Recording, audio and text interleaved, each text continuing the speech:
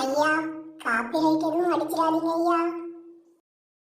வணக்கம் மக்களே, நீங்க இருக்கிறது தமிழ் அனிமினேஷன். நான் உங்க ஹோஸ்ட். இன்னைக்கு நம்ம ஒன் பீஸ் எபிசோட் 30 என்ன நடந்துச்சுன்னு பார்க்க. லாஸ்டா டான் கிரேக் கூட நடந்த சண்டையில கடல்ல விழுந்து மயங்கி அப்படியே தூங்கிட்டு இருந்த லூஃபி ஒரு வழியா எழுந்துக்கிறான். எழுந்ததும் அவன் முதல்ல தலையில கையை வச்சு பார்த்துட்டு ஐயையோ என்னோட ஸ்ட்ரா ஹேட்டை காணோம் அப்படின்னு குய்யோ முயோன்னு கத்துறான். சாஞ்சி டேய் டேய் அது பத்திரமா அங்க இருக்கு, பதறாதடா அப்படின்னு கொடுக்குறான். அந்த ஸ்ட்ரா ஹேட் லூஃபிக்கு எவ்வளோ முக்கியம்னு நமக்கு தெரியும். அதுக்கு ஒன்றுனா அவன் யாரையுமே சும்மா விட மாட்டான். லூஃபி கேட்குறான், இந்த கொள்ளைக்காரங்க கிட்ட இருந்து இந்த இடத்த சேவ் பண்ணதால இனிமேல் நான் இங்கே சோர் பையன் வேலை செய்ய தேவையில்லைல்ல அப்படின்னு. சாஞ்சியும் ஆமாம் ஆமாம் தேவையில்லை அப்படின்னு சொல்லிட்டு, கின் நீ எழுந்ததும் தேங்க்ஸ் சொல்ல சொன்னான் அப்படின்னு சொல்லிட்டு சீக்கிரமாக உன்னை கிராண்ட் லைனில் மீட் பண்ணுறேன்னு சொன்னான் அப்படின்னு சொல்கிறான். இதை கேட்ட லூஃபி சந்தோஷப்படுறான். சாஞ்சிக்கும் கிராண்ட் லைனுக்கு போகணுன்ற ஆசை இருக்குது. அவன் லூஃபி கிட்ட ஆல் ப்ளூ பற்றி ரொம்ப சந்தோஷமாக பேசிட்டு சிரிச்சிட்டு இருக்கான். இதெல்லாம் பார்த்த ஓனர் ஜெஃப் ரொம்ப சந்தோஷப்படுறாரு. ஆனால் சாஞ்சி இந்த இடத்த விட்டு வரமாட்டேன்னு சொல்ல லூஃபியும் பெருசாக கண்டுக்காமல் விட்டுட்டு சாப்பிட்டு போனாமா, ரொம்ப பசிக்குது அப்படின்னு சொல்கிறான். அப்போ உள்ள ஆல்ரெடி எல்லாரும் சாப்பிட்டுட்டு இருக்காங்க. இவங்க 2 பேருக்கும் உட்கார சேர் கூட இல்லை. கேட்டால் வேணும்னா கீழே உட்காரண்டாடே அப்படின்னு தெம்புரா சொல்கிறாங்க. லூஃபிக்கு இவங்க ஏதோ வித்தியாசமாக நடந்துக்கிறாங்களே அப்படின்னு தோணுது. அப்போ ஒருத்தன் சூப்பை எடுத்து குடிச்சிட்டு டக்குன்னு எந்திரிச்சு நின்று இந்த சூப்பை செஞ்சது எவன்டா அப்படின்னு கத்துறான். உடனே சாஞ்சி சந்தோஷமா நான் தான் செஞ்சேன், எப்படி இருக்கு, உங்களுக்கு ரொம்ப பிடிச்சிருக்கா அப்படின்னு வர அவன் கீழே துப்பிட்டு கேவலமாக இருக்கு, இப்படி ஒரு கேவலமான சூப்பை நான் சாப்பிட்டதே இல்லை என் வாழ்நாள்ல, இப்படி ஒரு சூப்பை எப்படி அவனால இவ்வளோ கேவலமாக செய்ய முடிஞ்சுது அப்படின்னு சொல்லி திட்டோம். இதை கேட்டதும் சாஞ்சிக்கு சுருன்னு ஏறிடுச்சு. அவனை அடிக்கிறதுக்காக வேக வேகமாக வரான். வேண்டா உனக்கெல்லாம் சூப்போட அருமையா தெரியும். அப்போ பக்கத்தில் இருந்த ஒருத்தரும் டக்குன்னு சூப்பை குடிச்சிட்டு சீ டூ அப்படின்னு துப்பிட்டு இது என்ன எவ்வளோ கேவலமாக இருக்குது அப்படின்னு சொல்கிறான். சாஞ்சிக்கு ஒன்றும் புரியல.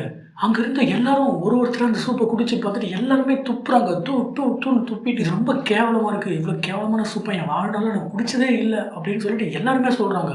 சாஞ்சிக்கு ஒன்றுமே புரியல. என்னடா நான் வச்ச சூப் இவ்வளோ கேவலமாக இருக்குன்னு சொல்கிறீங்க அப்படின்னு சொல்லிட்டு முழிச்சிட்டு இருக்கான். அப்போ அங்கே வந்த ஓனர் ஜெஃப் என்ன பண்ணுறாரு, எல்லாரையும் பார்த்து சொல்கிறாரு, நாம் இருக்கிறது கடலில், சாப்பிட்ற பொருள் எதுவுமே வேஸ்ட் ஆகக்கூடாது, எல்லாரும் ஒரு சொட்டு மிச்சம் வைக்காமல் அந்த சூப்பை காலி பண்ணுறீங்க அப்படின்னு சொல்லிட்டு அவரும் அந்த சூப் எடுத்து குடிக்கிறாரு. அந்த சூப்பு மொத்தத்தையும் காலி பண்ணிவிட்டு கடைசி சொட்டு வரைக்கும் எடுத்து குடிச்சிட்டு அந்த பிளேட் அப்படியே கீழே போட்டு உடச்சிட்டு சாஞ்சியை பார்த்து சொல்கிறாரு பாருங்க, இவ்வளவு மட்டமான சூப்பை என் வாழ்நாளில் நான் குடித்ததே இல்லை அப்படின்ட்டு. என்னதான் மற்றவங்க சொல்லும் போது கோவப்பட்டு இருந்தாலும் சாஞ்சி இப்போ ஓனர் சொன்னதும் தாங்கிக்க முடியாமல் போயிட்டு அவர் சட்டையை பிடிச்சி கத்துறான், என் சூப்பு கேவலமாக இருக்குன்னு எப்படி உன்னால் சொல்ல முடிஞ்சது அப்படின்ட்டு. அப்போ ஜெஃப் சாஞ்சியோட முகத்திலே ஒரு பஞ்சு வைக்கிறாரு பாருங்க. வச்ச ஃபோர்ஸில் 4 அடி தாண்டி போய் விழுறான். அங்கே இருந்த மற்ற குக்ஸுக்கெலாம் ஒரே ஷாக்கு. எதுக்கு? சாஞ்சி அடி வாங்கினதுக்கு இல்லை, ஜெஃப் கையை யூஸ் பண்ணி பஞ்ச் பண்ணதுக்கு. ஏங்க அவர் கையை சமைக்கிறதுக்கு மட்டும்தான் பயன்படுத்துவார். நமக்கு இதுக்கு முன்னாடி எபிசோட்ஸ்லேயே தெரிஞ்சிருக்கும். அவர் ஃபேமஸ் ஆனதே அவரோட கால்களை யூஸ் பண்ணி ஃபைட் பண்ணதுனால தான். ரெட் ஃபுட் ஜெஃப் அப்படின்ற பேர் அவர் எதுக்கு வந்துச்சு? அவர் கையை ஃபைட்டில் யூஸே பண்ண மாட்டார். அப்படியேப்பட்ட ஒரு கையை யூஸ் பண்ணி அடிச்சிருக்காரு அப்படின்னு சொல்லிட்டு எல்லாரும் ஒரு மாதிரி ஷாக்கில் இருக்காங்க.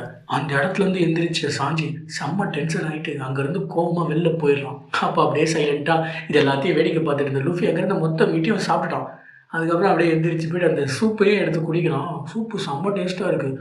லூஃபி அவங்கள பார்த்து இவ்வளோ சூப்பராக இருக்குது, எதுக்கு நல்லா இல்லைன்னுலாம் போய் சொன்னீங்க அப்படின்னு கேட்க, அப்போ அங்கே இருந்த எல்லா குக்ஸும் அதுக்கப்புறம் ஜெஃப்பும் சொல்கிறாங்க, சாஞ்சியோட சமையல் எங்கள் எல்லாருக்கும் ரொம்ப பிடிக்கும், அவன் ஸ்பெஷலிஸ்ட் சமைக்கிறதுல, இப்படி நாங்கள் பண்ணால் தான் அவன் இந்த இடத்த விட்டு போவான், அதுக்காக தான் நாங்கள் இப்படி பண்ணோம் அப்படின்னு சொல்லிட்டு எல்லாரும் கொஞ்சம் சோகமாக சொல்கிறாங்க. உனக்கு ஒரு குக்கு தேவைப்பட்டது இல்லை, நீ சாஞ்சியை கூப்பிட்டு போறியா அப்படின்ட்டு. லூஃபி உடனே இல்லை எனக்கு வேணாம் அப்படின்னு சொல்லிட்டான். எனக்கு வேணாவா?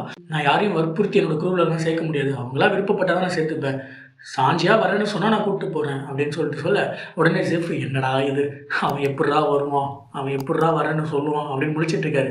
இதில் இன்னொரு விஷயம் என்னென்னா, வெளியில் கோபமாக போன சாஞ்சி திரும்ப உள்ளே வர ட்ரை பண்ணும்போது இங்கே உள்ளே இவங்க பேசிகிட்டு இருக்க விஷயம்லாம் அவருக்கு கேட்டுடுது.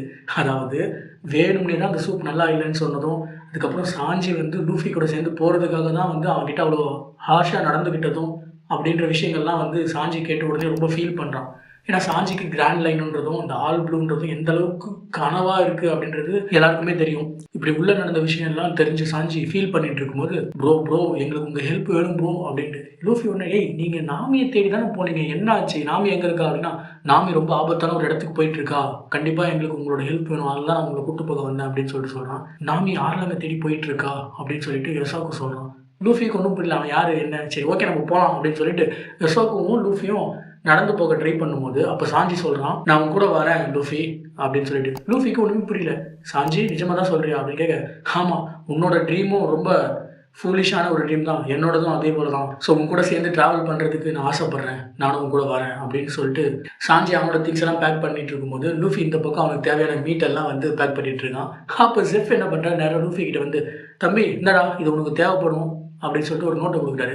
என்னது இது அப்படின்னு கேட்டால், இது என்னோட லாக் புக்கு, நான் கிராண்ட் லைனில் பயணம் பண்ணப்போ எல்லாத்தையும் நான் பார்த்த நான் போன விஷயங்களை பற்றிலாம் வந்து எழுதியிருக்கேன், இது கண்டிப்பாக உனக்கு யூஸ் ஆகும் அப்படின்னு சொல்லிட்டு சொல்கிறாரு. ஜெஃபோட இந்த லாக் புக்குக்காக தான் டான் கிரெக்கும் ஃபைட் பண்ணான். அதே லாக் புக் எடுத்துகிட்டு வந்து இப்போ லூஃபி கிட்ட இவராகவே கொடுக்குறாரு. பட் லூஃபி வந்து எனக்கு அது வேணாம் அப்படின்னு சொல்லிட்டு சிரிக்கிறான். இதை கேட்ட ஜெஃப்பும் சிரிக்கிறாரு, எனக்கு தெரியும் நீ இதை வாங்க மாட்டேன் அப்படின்னு சொல்லிட்டு. ஏன் வாங்கலாம், லூஃபி பொறுத்த வரைக்கும் அவனோட அந்த ட்ராவல் அவனோட சொந்த முயற்சியில் இருக்கணும். அண்ட் அங்கே இருக்கக்கூடிய எல்லா அட்வென்ச்சரையும் அவன் புதுசாக பார்க்கணும். ஆல்ரெடி ஒருத்தர் எழுதி வச்சதை படித்து பார்த்துட்டு இங்கே போனால் இது இருக்கும், இங்கே போனால் நம்ம இப்படி போகலாம், பிடிச்சதெல்லாம் பண்ணிவிட்டு அவன் சந்தோஷமாக அந்த அட்வென்ச்சர்ஸை ஃபீல் பண்ணிவிட்டு அப்படி இருக்கக்கூடிய ஒரு ஆள். ஸோ அவன் வந்து எனக்கு அது வேணாம் அப்படின்னு சொல்லிடலாம். இதை கேட்ட ஜெஃப் சந்தோஷப்படுறாரு. சாஞ்சியை கொஞ்சம் நல்லா பார்த்துக்கோ அப்படின்னு சொல்லிட்டு சொல்கிறாரு. இப்போ லூஃபியும் யசோக்கும் போட்டில் நின்றுட்டு இருக்காங்க, சாஞ்சியோட போட்டில். சாஞ்சியோட திங்ஸ்லாம் எடுத்துகிட்டு வந்து அப்படியே போட்டில் ஏறுறதுக்கு முன்னாடி ஜெஃப் சாஞ்சி கிட்ட, சாஞ்சி சேஃபாரு, சளி பிடிச்சிட போகுது அப்படின்னு சொல்லிட்டு சொல்கிறாரு. அது வரைக்கும் கல் மாதிரி நடந்து வந்துட்டு இந்த சாஞ்சி ஜெஃப் சொன்ன அந்த வார்த்தையை கேட்ட உடனே அப்படியே உடையறான். கண்ணில் வந்து தண்ணி தாரையாக ஊற்றுது. அப்படியே திரும்பி அப்படியே சாஷ்டாங்கமாக கீழே விழுந்து, ஜெஃப் உங்களெல்லாம் விட்டு போகணுன்னு எனக்கு தோணலை, ஆனால் நான் போய் தான் ஆகணும் என்னோடய ட்ரீம்க்காக. எனக்காக நீங்கள் நிறைய விஷயங்களை இழந்திருக்கீங்க, எங்களோட பைரட் வாழ்க்கையை இழந்தீங்க, உங்களோட கால்களை இழந்தீங்க, உங்களோட வாழ்க்கையே டோட்டலாக மாறிடுச்சு, என்னால் என்னை மன்னிச்சிடுங்க, பத்திரமா இருங்க, இனிமேல் நான் உங்களை தொந்தரவு பண்ண மாட்டேன் அப்படின்னு சொல்லிட்டு அங்கேருந்து எல்லா குக்ஸும் கண்ணீர் மல்க சாஞ்சிக்கு டாட்டா சொல்கிறாங்க. ஜெஃப்புக்கு எப்படி இருக்கும், ஏன்னா சின்ன பையனா ஜெஃப் அந்த பாறையிலேருந்து கூட்டிகிட்டு வந்து இப்படி ஒரு ரெஸ்டாரண்ட்டை ஸ்டார்ட் பண்ணி இப்போ இருக்கிற வரைக்கும் அவன் கூட சேர்ந்து வளர்ந்து அவர் கூடவே இத்தனை வருஷமாக வளர்ந்து இப்போ அவங்களெல்லாம் விட்டு போகிறான் அப்படின்றது ரொம்ப அவங்களுக்கு கஷ்டமான ஒரு விஷயம் தான். பட் அவங்க வந்து சந்தோஷமாக அனுப்பி வைக்கிறாங்க. ஏன்னா சாஞ்சியோட அந்த ட்ரீம், ஆல் ப்ளூன்ற ட்ரீம் வந்து கிராண்ட் லைனுக்கு போனால் தான் நடக்கும். லூஃபி, சாஞ்சி, யசோக்கு 3 பேரும் நாமி போன திசையை நோக்கி போயிட்டு இருக்காங்க. கோயிங் மேரி ஒரு தீவு அடையுது. அந்த தீவுக்கு வெளியில் பார்க்க பெரிய பில்டிங் ஒன்று காட்டுறாங்க. நாமி அப்படியே மனசுடைஞ்சு நின்றுட்டு இருக்கா. ஹோம் டவுனுக்கு போய் ரொம்ப நாள் ஆச்சு அப்படின்னு அவள் சொல்கிறான். ஓ, அப்போ நாமியோட ஹோம் டவுன் இங்கே தான் இருக்குது போல். ஸோ அடுத்த எபிசோடில் நாமியோட ஹோம் டவுன் பற்றி, நாமியோட பல விஷயங்களை நம்ம தெரிஞ்சுப்போம் அப்படின்னு நினைக்கிறேன். அடுத்த வீடியோவில் சந்திப்போம் மக்களே. மறக்காமல் நம்ம சேனலை சப்ஸ்கிரைப் பண்ணி வச்சுக்கோங்க. டாட்டா.